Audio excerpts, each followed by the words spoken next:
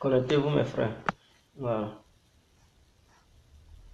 Je vais dire les choses ici. Mettez-vous en ligne.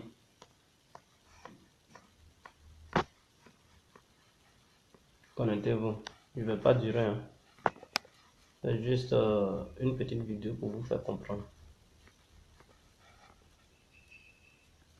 Bon.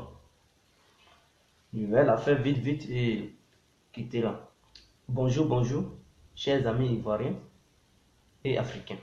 Pour ceux qui ne me connaissent pas, je suis l'incontournable qui a compris tout terrain. L'homme dont on parle, l'homme de la situation, l'homme qui n'a pas froid aux yeux. Dans cette vidéo, j'aimerais parler des attentats qui frappent dans ces temps-ci l'Europe. Et que font les États européens et tout ça? Est-ce que réellement ce sont les vrais terroristes qui frappent la population européenne ou bien les États européens sont complices de ces attentats? Ok, chose que je vais essayer de développer un peu. En réalité, aucun État islamique, aucun membre de l'islam n'a jamais osé de son propre gré pour venir frapper sur le territoire européen. Tout ça, ce sont les coups montés, mes frères. Les attentats que vous voyez ici en Europe, ce sont des coups montés. Les obis, ils sont des vrais sanguinaires, ils sont des vrais terroristes. C'est eux les terroristes. Il n'y a pas plus terroristes que les élites de l'Europe. Il n'y a pas plus terroristes que les élites de l'Amérique. C'est eux qui montent ces coups. Ils envoient des gens pour payer les jeunes en leur donnant beaucoup d'argent. Et ces jeunes, ils se font exploser aux yeux de tout le monde. Et c'est eux les mêmes qui accusent immédiatement l'État islamique. Vous savez, la technologie est avancée de nos jours. On ne peut pas accuser quelqu'un sans envoyer de trucs, des preuves. Ou bien, je me pose une question. Ces gens-là, c'est-à-dire les différents États européens, sont en contact direct avec ces terroristes. Si c'est ça la question, pourquoi ils ne les localisent pas pour les neutraliser? Et pourquoi, quand un attentat arrive, personne d'autre n'a encore vu ces terroristes poster des vidéos, mais eux, les différents États européens, ils sont déjà au courant que c'est l'État islamique qui revendique ces attentats. Pourquoi ils ne nous montrent pas ces preuves où ces islamistes ils revendiquent ces attentats? Pour qu'on puisse faire confiance à leurs médias, il faut des vraies preuves. Mais il ne faut pas envoyer les journalistes sur le plateau pour affirmer des faits qui ne sont pas avérés. Il faudrait que cela soit clair. D'autres me diront que les réseaux sociaux, oui, sont contrôlés par les Européens, par les Américains. Et les Juifs, donc, ils connaissent tout, ils savent tout ce qui se passe. Mais nous qui regardons, nous qui ne sommes pas avancés sur le plan de la technologie, nous Africains, pour croire à leurs propos sur les plateaux de télé, mais qui nous montrent ces vidéos qui prouvent que réellement les islamistes ont revendiqué ces attentats sur leur territoire. Mais aucune preuve. Mais ils font la propagande médiatique. Et nous sommes déçus pour cela.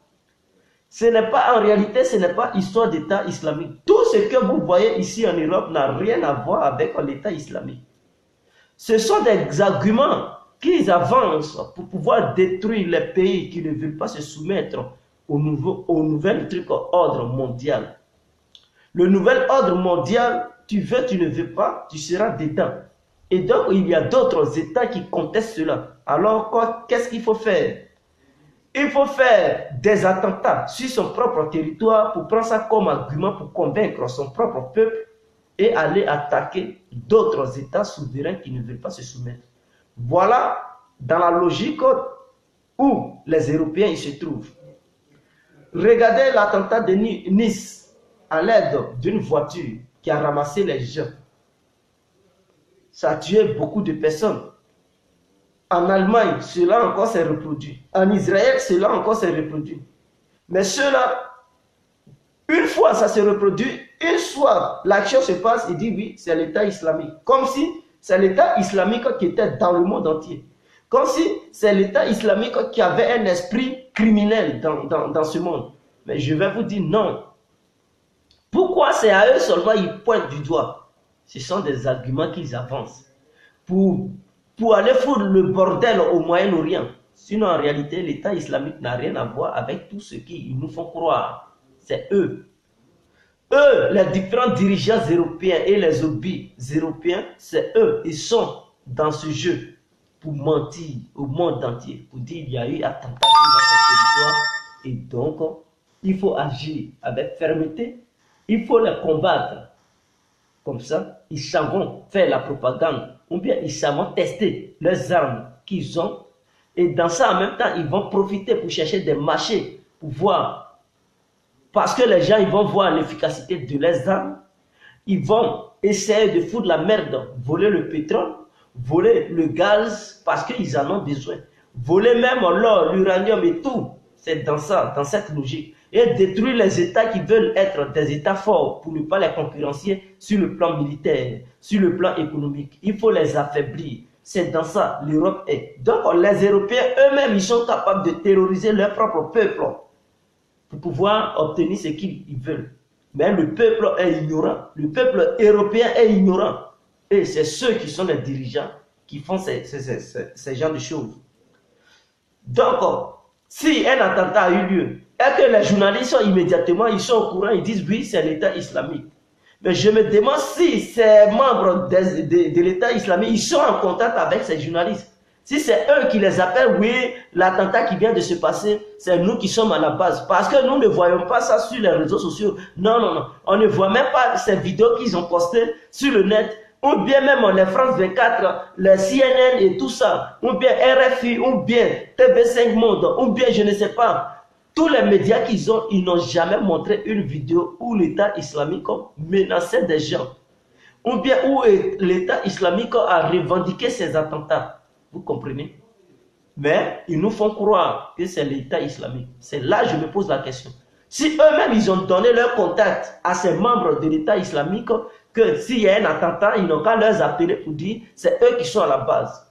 Ou bien s'ils ont donné leur adresse email pour essayer de communiquer avec les membres de l'État islamique. Donc, quand il y a un événement, ces membres de l'État islamique, ils leur envoient des courriers en boîte pour leur dire c'est nous qui sommes à la base. Parce qu'en aucun cas, nous ne pouvons pas être convaincus tant qu'il n'y a pas de preuves. Si on n'a pas les vraies preuves à l'appui, non, non, non, on ne pourra pas être convaincu. Vous comprenez? Et donc, c'est l'Europe même qui fait ça. Ça a eu, le même scénario a eu lieu en France, en Allemagne, en Israël. Et pour découvrir leur mensonge, c'est-à-dire Benjamin Netanyahu, il a accusé directement l'État islamique. Et après, les Palestiniens, ils se tapent la poitrine, ils disent c'est eux. Donc, vous voyez la confusion. Ça veut dire qu'ils sont dans le mensonge. Ils sont vraiment dans le mensonge. Donc, on ne peut pas croire à cela. Et je vais vous dire le terme non. Non qui signifie le N nouvelle. Le M, non, le N nouvelle. Le O ordre. Le M monde. Mondial plutôt. Donc le non signifie nouvel ordre mondial. Mais blanc, il ne crée pas quelque chose parce qu'il faut créer. Tous les mots qu'ils ont mis dans leur dictionnaire ont vraiment quelque chose. Ont leur spécialité et ont une signification profonde. Mais c'est nous, Africains, qui ignorons ça. Donc, en sachant bel et bien que chacun de nous porte le nom dans son papier. Donc, c'est ce nom-là qu'ils veulent instaurer partout dans le monde. Si tu ne veux pas entrer dans ce système de nom, le terme appelé le nom qui signifie nouvel ordre mondial, tu ne veux pas te soumettre pour rentrer là-dedans, mon frère, ton pays sera détruit, nuit. Et donc, pour détruire ton pays, il faut faire des attentats sur leur propre territoire, pour assassiner leur propre peuple, pour dire, ces attaques viennent de ce pays, donc nous allons attaquer ce pays pour régler leur compte, pour essayer de nuire les rebelles qui sont là-bas. Et ce sont ces arguments qu'ils avancent. Maintenant, population européenne, ignorant qu'elle est, elle pense, elle croit à ces médias européens parce que eux, chez eux, ils pensent que oui, ces médias disent la vérité. Ils les mentent à longueur de journée. Vous comprenez? Donc, c'était pour vous éclairer sur ce côté. Bon, j'arrive aussi sur les probables. Je ne suis pas là pour taper fort, mais je suis là pour vous éclairer les idées ce matin. Les probables, je ne peux pas comprendre et je n'arrive pas à comprendre jusqu'à présent. C'est-à-dire, les babos ou rien, c'est des gens, ils sont dans une logique pour dire tous ceux qui ont été des militants pour Gbagbo, tous ceux qui ont milité pour Laurent Gbagbo, faut pas, ils vont fréquenter le gouvernement Alassane. C'est-à-dire, si tu vas du côté Alassane, ils vont dire oui, tu es un traître, tu as trahi la lutte. Ok. Donc, en voyant ça, on peut dire, eux, ils ne veulent pas traiter avec Alassane, n'est-ce pas? Vous ne voulez pas collaborer avec le gouvernement d'Alassane. Mais pourquoi quand Alassane il nomme maintenant les nordistes, vous vous plaignez en disant que le rattrapage est ethnique?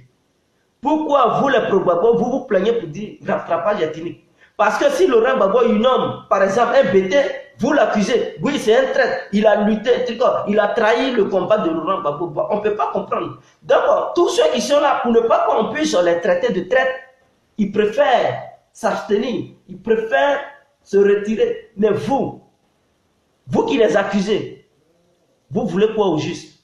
Vous accusez tous ceux qui vont fréquenter Alassane qui ne sont pas du Nord. Vous leur traitez de trucs, vous les accusez de traite. Maintenant, si Alassane il dit, bon, comment il traite les gens de traite, je vais prendre mes frères nordistes pour les mettre là. Quand il les met encore, vous dites, oh, c'est le rattrapage ethnique. On ne peut pas, je n'arrive pas. Je n'arrive pas à comprendre. Vous êtes dans quelle logique? Qu'est-ce qui vous anime? Revenez sur terre, mes frères. Probablement, revenez sur terre. La politique, c'est ça aussi. C'est ça, la force de la politique. Si on voulait haïr son malfaiteur de demain, je pense que le Japon et l'Amérique n'allaient jamais signer d'accord. Ils n'allaient jamais être des amis aujourd'hui. Mais vous regardez aujourd'hui, le Japon et l'Amérique, ils sont comme ça. Deux pays frères maintenant. Mais vous savez combien de milliers de personnes les Américains ont tué sur le sol japonais? Ils ont largué des milliers de bombes, mes frères. 2 bombes atomiques, bombes atomiques. Ils ont terrorisé des milliers et des milliers de Japonais. Et jusqu'à présent, il y a des personnes qui naissent par la malformation. Mais aujourd'hui, le Japon et l'Amérique, ils sont comme ça. Et ils vont contre la Chine maintenant. Ils vont contre la Corée du Nord. Les ennemis d'hier, ils sont devenus amis d'aujourd'hui. C'est ça aussi la politique, mes frères, les probabos.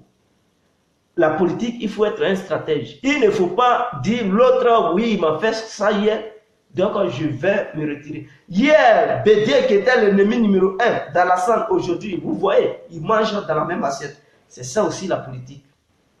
C'est ça aussi la politique. Sinon, Bédier, il pouvait dire, on dit Alassane, il pouvait dire, Bédier, hier, c'est lui qui a mené l'histoire d'Ivoirité.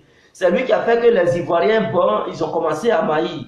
C'est lui qui m'a fait fuir du pays. C'est Bédier qui voulait m'arrêter. C'est Bédier qui m'avait lancé un mandat d'arrêt international. Donc, moi, en aucun cas, je ne peux m'asseoir pour dialoguer avec Bédier. Je ne peux m'asseoir pour manger avec Bédier. Je ne peux m'asseoir pour rigoler avec Bédier. Mais aujourd'hui, quand vous les voyez, ils sont un. C'est ça aussi la politique. Vous n'avez rien compris de la politique. Pourquoi est-ce que vous accusez tous ceux qui fréquentent Alassane pour leur traiter de trucs, de traite? Maintenant, si Alassane, il met encore les nordistes, vous l'accusez encore de trucs en rattrapage ethnique, un pouvoir de gré à gré. Mais il y a quoi? Je n'arrive pas à comprendre. Expliquez aux Ivoiriens cette mentalité qui vous anime. C'est très important. Expliquez-nous ce qui vous anime et vous êtes dans cette logique. Vous pouvez nous expliquer? Si oui, expliquez-nous. Parce qu'on ne comprend pas. Nous n'arrivons pas à comprendre votre manière de raisonner. Et vous êtes dans une logique qui casse votre propre parti. Vous êtes dans une logique qui affaiblit une partie de la population ivoirienne. Vous êtes dans une logique non avenue. Vous êtes dans une logique qui ne va jamais essayer de rétablir l'équilibre de la politique ivoirienne. Vous êtes dans une logique qui va affaiblir tous les Ivoiriens, qui va décourager tous les Ivoiriens par rapport à la lutte que les gens, d'autres panafricains avaient déjà engagés. Parce que les probabos, je n'arrive pas à comprendre. Tous ceux qui vont fréquenter Alassane, vous les accusez de traite. Maintenant, quand Alassane il nomme encore un nordiste, vous lui dites non, c'est un rattrapage ethnique. Pourquoi il nomme seulement les nordistes? Pourquoi il nomme pas les gens de l'Ouest? Mais quand il les nomme encore, vous dites oh, ce sont les traites. Ceux-là, il ne faut plus leur faire confiance. Mais je ne sais pas, je n'arrive pas à comprendre dans quelle logique vous êtes. Vous comprenez? Hier, je vais vous dire, l'Allemagne qui était l'ennemi de tous les pays européens, Hitler qui massacrait les autres pays européens. Aujourd'hui, l'Europe est unie. Aujourd'hui, la France qui avait été envahie par l'Allemagne, aujourd'hui, la France et l'Allemagne sont comme ça. Et c'est eux qui sont là combattre la Russie. C'est-à-dire, la Russie qui avait sauvé la France dans les mains d'Hitler, aujourd'hui, cette même France fait coalition pour combattre la Russie d'hier, qui était leur sauveur. C'est ça, les ennemis sont devenus amis pour agresser vraiment l'ami d'hier. C'est ça aussi la politique. Vous devez comprendre cette logique de la politique. Sinon, si c'était le cas de dire, lui, il m'a massacré, il a tué mon peuple, et donc moi, je ne veux pas collaborer avec lui. Vous pensez que l'Allemagne et la France allaient être un pays frère? Vous pensez que l'Allemagne et la Belgique allaient être des pays frères? Vous pensez que l'Allemagne et l'Angleterre allaient être des pays frères? Mais je pense que l'Allemagne avait envahi la Belgique, la France, l'Angleterre. Pour la première fois, l'Allemagne avait lancé un missile téléguidé qui a frappé sur le territoire anglais. C'était pour la première fois. Avant de laguer les bombes atomiques que les Américains ont laguées, c'est la France qui avait été le premier pays au monde qui a frappé avec précision un missile Titan à Berlin pour frapper l'Angleterre. Ils étaient étonnés parce que la technologie n'avait pas encore pris de l'ampleur. Et c'était les missiles que Hitler développait. C'est sur ces missiles, il comptait. Et puis, il menaçait le monde entier. Vous comprenez? Mais aujourd'hui, ces pays, ils se sont unis et ils combattent la Russie. La Russie qui les a libérés hier des mains d'Hitler, ils sont là à combattre la Russie. Ils ont fait coalition avec les Américains, ils combattent les Russes. Vous comprenez? C'est ça aussi, la politique. Vous n'avez rien compris de la politique. Essayez de vous calmer, raisonnez avant de faire la politique. Il ne faut pas voir tous ceux qui fréquentent ce gouvernement de traite. Non. Il faut s'infiltrer. Quand on parle... Vous pensez que quand on dit service de renseignement, tu es dans ton salon et puis tu es informé. Non, non, non, non. Quand on parle de service de renseignement, quand on dit tel pays a un puissant service de renseignement, c'est-à-dire ce pays a délégué des personnes, même si on dit ce sont les dealers, mais les gens, ils envoient encore d'autres personnes qui travaillent pour l'État, mais qui font semblant d'être des grands dealers. Eux, ils travaillent même avec les dealers. Ce sont eux qui font les infos au gouvernement. Et c'est par rapport à ça, le gouvernement sait où ces gens-là, ils sont placés, où ces gens-là, ils sont placés. Mais si on voulait traiter tous ceux qui fréquentent la mauvaise fréquentation, on voulait les traiter de traite, mais je pense qu'on n'allait pas avoir de service de renseignement. Il faut déléguer des gens pour intégrer dans le camp ennemi, pour comprendre ce qu'ils se disent, pour comprendre ce qu'ils font. C'est ça, on dit, quelqu'un, il est mûr sur le plan. C'est ça on appelle le service de renseignement. C'est pas un état dans ton salon avec un clavier, tu tapes le clavier, tu deviens oui, un spécialiste du service de renseignement. Non, mes frères. Avant d'avoir les vraies informations de l'autre, il faut vivre sur son territoire. Il faut vivre dans son milieu pour connaître ce qu'il fait et informer tes amis. C'est ça, on appelle service de renseignement. Même une fille, quand tu es dangereux, je te le dis, tu es le plus grand dangereux, le plus grand criminel du monde. Même l'État peut envoyer une fille qui est policière, mais qui va se transformer en civil pour aller te séduire. Elle va aller faire ce qu'elle peut avec toi, mais elle sait ce qu'elle veut. Elle sait ce qu'elle veut. Le jour où tu veux voyager, tu vas lui dire, parce qu'elle est ta copine, c'est là, elle va aller signaler pour dire tel jour, il va voyager, il va emprunter cette voie. Voici là où il va passer. Et là, ils vont entendre ce grand criminel. Ils vont lui attendre un truc en l'embuscade. Et ils vont la battre. C'est comme ça, on dit le service de renseignement. La personne en question sera étonnée. Comment ils ont su? Est-ce que c'est pas satellite? C'est pas histoire de... C'est pas un truc satellite. C'est parce qu'au sein de ton groupe même, il y a des traîtres. C'est ceux-là qu'on appelle des traîtres. C'est-à-dire ceux qui te côtoient, qui filent des informations aux autres. Mais tu ne sais pas que ceux-là, ils ont intégré ton groupe pour pouvoir filer les infos aux autres personnes. Mais si vous, les membres d'un pays, vous ne voulez pas faire cela, vous pensez que vous allez avancer, vous pensez que ça peut payer, votre politique ne pourra pas payer. Revenez à la raison. Ne voyez pas Afil Guessa en tant qu'un grand traître tout de suite, parce qu'il mange à Soro, parce qu'il serre la main à Soro, parce qu'il a été accueilli à l'Assemblée nationale de Côte d'Ivoire en fanfare. Non, vous allez le voir en tant qu'un traître. Non. Moi, je le dis, si j'étais au pays, je vous le dis, de la manière dont vous êtes là fait, j'allais donner la popularité à Afil Guessa. Je vous le dis et je le jure. Parce que je suis quelqu'un qui n'a pas peur. Je suis quelqu'un qui n'a pas de truc. Je ne garde pas ma langue en bride.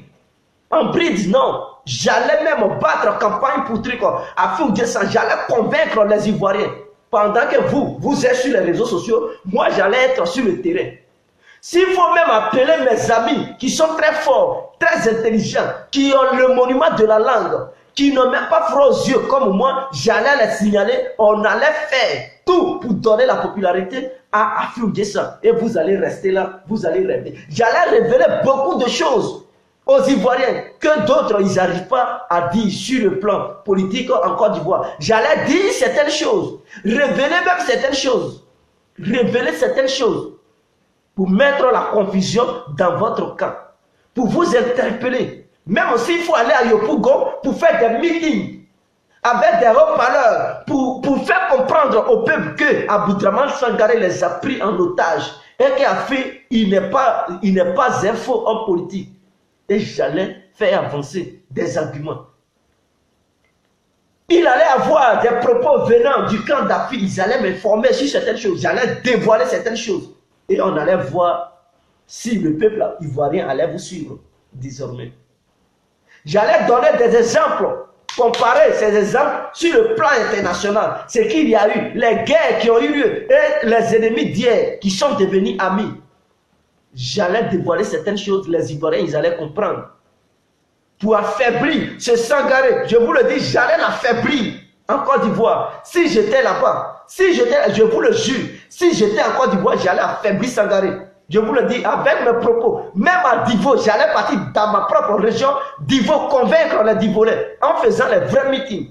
Mais s'il le faut, pour aller dans les villages Divolais pour convaincre ces Divolais. Parce que ceux qui sont dans les villages, ils ne sont pas informés de certaines choses.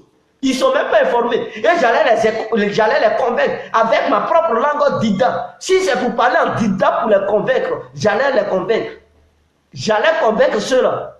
Et j'allais leur dire, quand on dit Gbagbo là, c'est nous on a lutté pour eux. Ceux qui sont en Europe, ils ne connaissent rien. Et puis ils crient Laurent Gbagbo, c'est des faux. Ils sont dans le faux. J'allais expliquer au peuple ivoirien. Je vais dire, tous ceux qui parlent, qui se prenaient pour des grands gendarmes, c'est des gens même qui ont fait, ils ont arrêté Gbagbo. C'est eux qui ont fui. C'est eux qui ont abandonné Laurent Gbagbo. Ils allaient dire, ah, je vais dire oui. C'est eux qui ont abandonné Laurent Gbagbo. Ils ont eu peur, ils ont fui. C'est les mêmes gars là comme les Kassaraté, les trucs, les Mangou là. C'est eux, c'est leur groupe là. Et ils allaient comprendre la vraie réalité. Mais c'est parce que je ne suis pas au pays que vous êtes là. Afil n'a pas la popularité. C'est parce qu'Afil n'a pas de bons parleurs sur le terrain. C'est parce que ceux qui sont là, ils n'ont pas encore convaincu. Ils ne creusent même pas au fond de cette affaire. Raison pour laquelle les Ivoiriens ils doutent. Vous moquez d'Afil, il a 3 députés. Je vous le dis, si j'étais sur le terrain en Côte d'Ivoire, j'allais convaincre les Ivoiriens. Et je lance ce défi. Et Seigneur, si j'étais en Côte d'Ivoire, j'allais convaincre les Ivoiriens. J'allais recruter beaucoup d'amis. Même voir Afil pour dire, il n'a qu'à nous soutenir. Dans nos actions, on va lui donner la popularité. Il n'a qu'à nous garantir seulement 5 mois. Si les données n'ont pas changé, il n'a qu'à nous jeter. 5 mois seulement, il allait voir, tout allait changer. Beaucoup d'Ivoiriens allaient être vraiment raisonnables. Ils allaient se poser des questions. Est-ce que Sangaré même, il est dans la logique? Est-ce que Sangaré, parce que j'allais leur révéler certaines choses vis-à-vis de Sangaré, ce qu'il a fait, et eux-mêmes, ils allaient être surpris. Ils allaient se poser de vraies questions. J'allais creuser des questions, leur poser ces questions, je vais leur dire, ils n'ont qu'à trouver les réponses. S'ils n'ont pas les réponses, ils n'ont qu'à se venir s'allier à moi. Le jour où ils vont avoir la réponse, tant pis pour eux. Mais je pense qu'ils ne vont pas avoir les vraies réponses. Et j'allais leur dire ça. Vous comprenez? C'est parce que Affi N'Guessan, il n'a pas les vrais éléments pour aller battre la campagne. Il n'a pas les vrais jeunes sur le terrain. Ce sont que des vieux, ils n'arrivent pas à convaincre. Et quand ces vieux-là, ils parlent, le peuple ivoirien ne leur fait pas truc en confiance. C'est ça le problème. Sinon, moi, en tant que complet, je suis en Côte d'Ivoire. Si je n'avais pas truc de problème, je suis en Côte d'Ivoire, je vois Affi, il est dénigré partout, sur les réseaux sociaux. Je dis, monsieur Affi, j'allais tout faire, je le crois, je dis, monsieur Affi, vous ne me connaissez pas, je suis un jeune Ivoirien, mais donnez-moi le relais. Je ne sais pas m'exprimer, mais donnez-moi le relais. Donnez-moi 5 mois seulement, je vous donne la popularité en Côte d'Ivoire. J'allais tout faire. Si c'est pour aller à Makori, pour convaincre tous mes amis de Makori, je vous le dis, on allait convaincre le truc, comment on appelle ça, la population de Makori. Je suis connu là-bas, bien vrai, j'ai beaucoup d'amis. Il fallait convaincre les membres de Makori, on va les convaincre ça fait C'est-à-dire Makori, j'allais tout faire pour maîtriser la situation là-bas. Convaincre tous ceux qui étaient là-bas. Même s'il faut organiser des meetings à Makori, on allait le faire, les convaincre, leur rassurer. Après Makori, on va même dans le siège appeler même Yopougon. On allait même partir à Yopougon là-bas. J'ai encore des familles là-bas. J'ai des amis là-bas. On allait tout faire pour convaincre ce peuple de Yopougon. S'il faut aller de quartier en quartier pour battre campagne, chaque jour que Dieu fait, aux environs de 17h à 20h, s'il fallait battre campagne pour cela, il fallait essayer de faire comprendre le peuple ivoirien. Même si c'est possible d'aller à Gagnoua, Gagnoua encore c'est chez moi.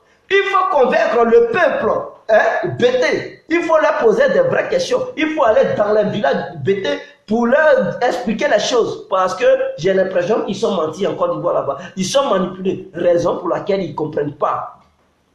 Divo, c'est chez moi. J'allais convaincre Divo. Laissez ça mes frères. Si c'est pour aller au nord, on allait même prendre des nordistes au sein de notre mouvement pour aller même sur le territoire du nord, pour les convaincre là-bas, pour dire à Aboudraman Sangaré est un danger. Si vous soutenez votre propre frère Aboudraman, soutenez Affi parce que lui avec le pouvoir en place, il s'attend. Et les nordistes, vous allez les voir, ils vont tourner de manteau. J'allais les convaincre d'une manière, ils allaient même voir Sangaré en tant qu'un démon. J'allais le faire. Ils allaient même dénigrer Sangaré. Ils allaient dénigrer Sangaré, je vous le dis. Ils allaient aimer Affi. Mais tout ça, c'est la stratégie pour parvenir au pouvoir. Je vais dire si c'est mélangé. Au lieu de soutenir Sangaré, soutenez Affi. Vous les nordistes, soutenez Affi parce qu'Affi, là, il ne peut jamais vous poursuivre à la justice. Affi ne peut jamais vous faire du mal. Mais Sangaré, là où il est, son cœur est noir, son esprit est noir, son raisonnement est noir. Si jamais il prend le pouvoir, vous êtes mort. Et ils allaient voir, c'est qu'Affi N'Guessan, il est bon. C'est qu'Affi, eux tous, ils allaient avoir confiance à Affi N'Guessan. Seigneur, je vous le dis, ma parole, vous pouvez me faire confiance. Parce que j'ai des gens en Côte d'Ivoire qui sont très forts. Histoire de s'exprimer. Ils sont très forts.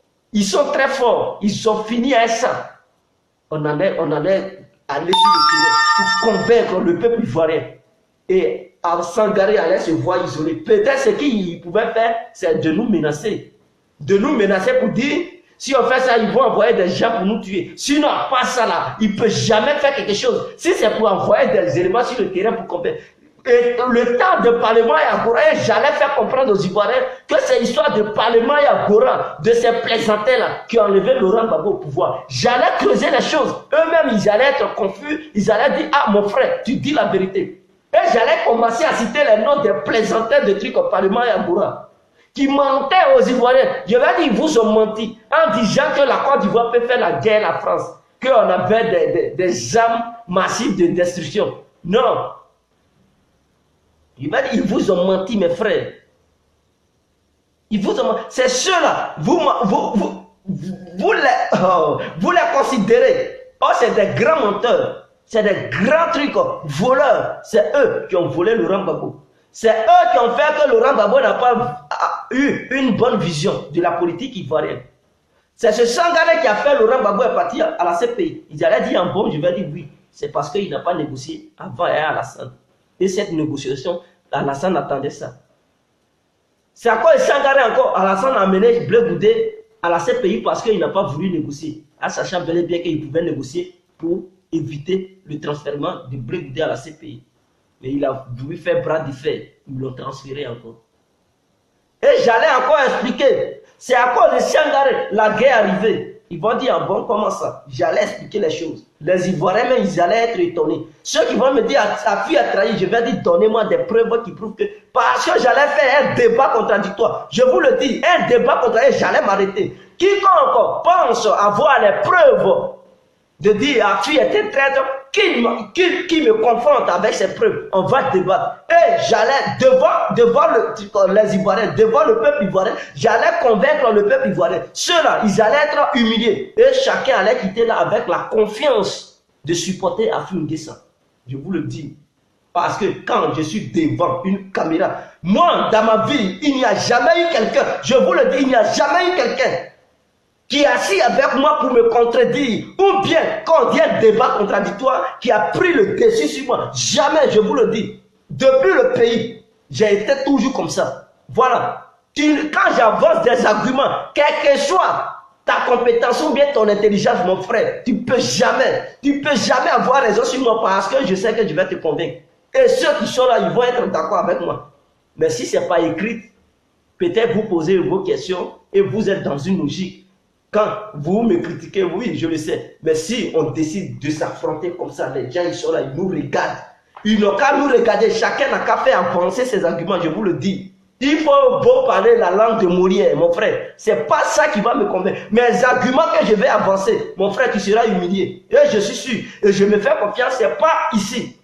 Depuis le pays, on a fait les débats aux 100 lois. En Côte d'Ivoire, là, il y a des 100 lois. C'est-à-dire avec les vieux. Et on est là. Moi-même, il y avait les grandes personnes, il y a les vieux. On faisait les vrais débats. Quand on s'affronte sur le débat, mais eux tous, ils me donnaient ça, toujours raison. Je vous le dis, c'est pas aujourd'hui, c'est pas parce que je suis sur les réseaux sociaux que non, c'est pas ici que j'ai commencé, mes frères. Depuis le pays, je menais déjà les débats avec les vieilles personnes. Mais ce n'était pas des débats politiques. De la culture, il y avait souvent la politique là-dedans. C'était mélangé. Mais ce n'était pas seulement basé sur la politique. Donc, ce n'est pas ici que j'ai commencé. Donc, ce n'est pas vous les présenter là qui allez me convaincre. Non, je vous le dis. Mon village, même si d'abord, mon village, j'allais convaincre tous les villageois de mon village. Tous les villages qui sont à côté, qu'on appelle Canton Diès, j'allais les convaincre. Eux tous. Voilà, j'allais les convaincre. J'allais convaincre ceux-là, ça fait un. Arriver même à Abidjan, recruter les gens là-bas dans les différents villages qui savent s'exprimer, qui ont les vrais diplômes, qui sont très forts, qui ont le monument de la langue. Ou bien même ceux qui ne sont pas forts, mais qui sont intelligents. Recruter ceux-là, aller partout, convaincre le peuple ivoirien parce que Affi a besoin d'une vague de campagne. Il faut déployer les moyens, il faut déployer les jeunes partout. Pour convaincre le peuple, parce que ce peuple a perdu confiance envers Affi N'Guessan. Comment il faut faire pour rappeler le peuple à la raison? Comment il faut cultiver le peuple? Parce que nous, Africains, souvent, on est ignorants. Et on suit le faux chemin. On emprunte souvent le faux chemin. Et ce faux chemin, pour barrer ce faux chemin, pour vraiment couper ce faux chemin, il faut des vraies personnes sur le terrain pour convaincre le peuple ivoirien. Et j'allais faire cette mission si j'étais en Côte d'Ivoire. Je vous le dis. Mais malheureusement, je ne suis pas là-bas. Voilà. Donc, vous devez comprendre cela. C'était de la part du gars compris. Vive les Africains. Vive les Ivoiriens. En ensemble. Ciao, ciao.